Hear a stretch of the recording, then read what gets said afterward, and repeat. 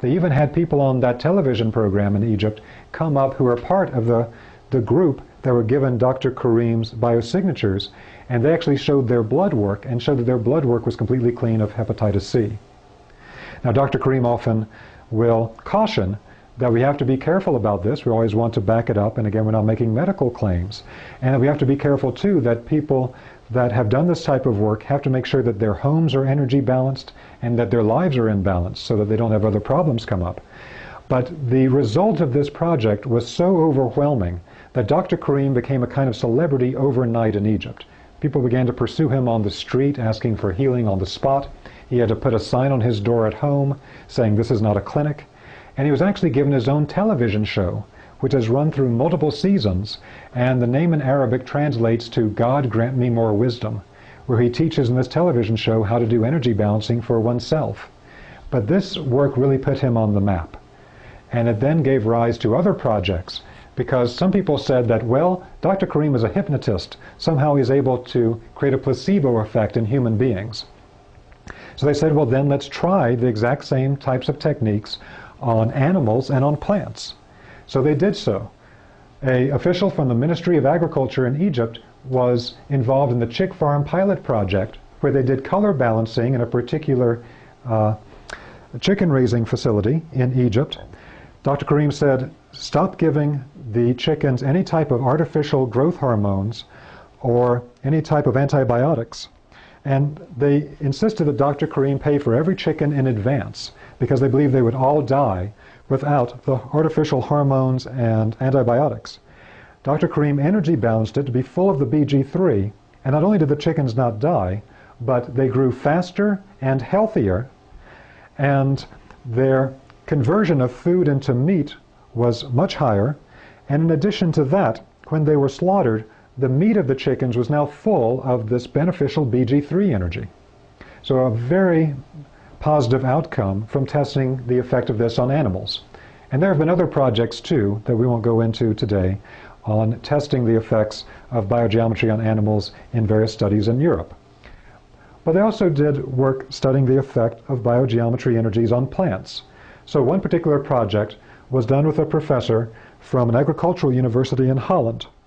And once again, they stopped giving the artificial fertilizer to the crops, and they stopped giving any pesticide. And again, they said this is going to be a disaster. But Dr. Karim said, no, I'm going to compensate for that by instead using biogeometrical energies that surround the place of the growth of the apples. And that's exactly what they did. And so the result of it is that at the end of the project, once again, the apples that were grown without the artificial fertilizer and without the pesticides grew faster and healthier. They had no problems with pests because they were so vital. And after being kept for a month in a heated apartment, the control apples that were grown normally are already beginning to rot and decay. But those of the same, picked at the same time, the biogeometrical field apples are still fine. They haven't begun to decay at all. And this is believed by the Egyptians to be extremely important, because what it means is that we can create a supercharged form of organic agriculture that will keep the produce healthy for a longer period of time, because right now we're being told we need to irradiate our fruits and vegetables and things like that so that they last longer at the supermarket. But what Dr. Karim says is that's actually killing the life function in the produce. Instead, with the biogeometry, we're supercharging the life function in the produce. And we can get by without this type of irradiation. In fact, the nutrient count on this is much higher than in conventional agriculture.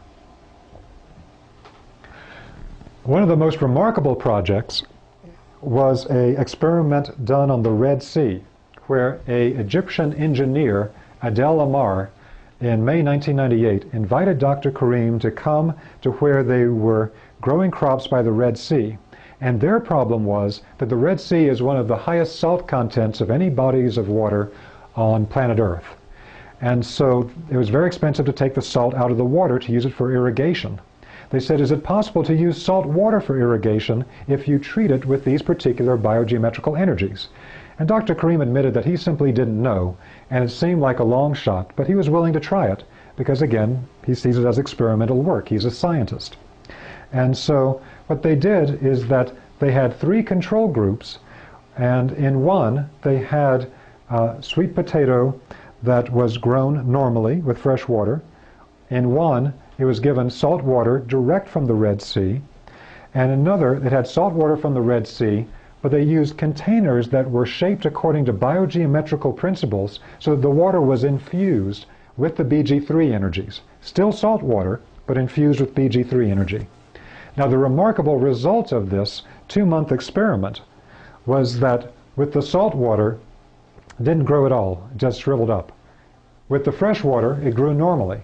But with the salt water that had run through the BG3 emitters to pick up the BG3 energy, it actually grew once again faster and healthier and larger than that with the fresh water. And Dr. Karim told me that he thought this was remarkable himself. It really showed him that he believes that the biogeometrical energies that we're working with are actually primary above the chemical constituents of the water. Again, this is all experimental research, but it's incredibly promising for what we can potentially do on a mass scale with biogeometry. So with all of these remarkable experiments going on, bits and pieces of information about biogeometry began to come out to the outside world. So there was an article on CNN.com, Egyptian architect says designs can heal the sick. Then one on abcnews.com, Geometric medicine. Egyptian architect sees power in patterns. There's a news report from Reuters News Service picked up by multiple outlets that described directly Dr. Karim's work and that had quotes from multiple people describing the incredible effects that biogeometry had had for them and particular ailments and problems that they had. So as this work began to get out to a larger public, again, Dr. Karim is very well known in his own area, but not as well known in Europe or North America. But again, some releases of information such as this began to lead to more people knowing about his work. Dr. Karim was trained as an architect in Switzerland, and he spends part of the year in Switzerland. And at one point, a fellow came to him from a Swiss town of Hamburg and said that they have put a cell phone tower close to the ground in the center of Hamburg in the belfry of a Roman Catholic church, and it is having such detrimental effects that the entire town is having health problems. Can you please come help us? So Dr. Karim went to the site to Hamburg to see if he could help. What he found was that every animal that could leave the city had left. Those that couldn't leave, that were caught in pens, were having all types of health problems. The animals were having miscarriages. When they were slaughtered, they had all types of tumorous growths on their organs. Some people living in the city were having such severe problems with chronic fatigue and other types of ailments that many of them were living in their root cellars because the amount of radiation coming off of the cell phone tower in the center of town was simply too much for them to be exposed to. In a couple of days of having access to the site, Dr. Karim had transmuted the energy using the techniques that we teach in the Biogeometry Foundation training, and the result was so immediately noticeable. People came out of their root cellars and began to live normally again. Their headaches had stopped, their various energetic problems had ceased.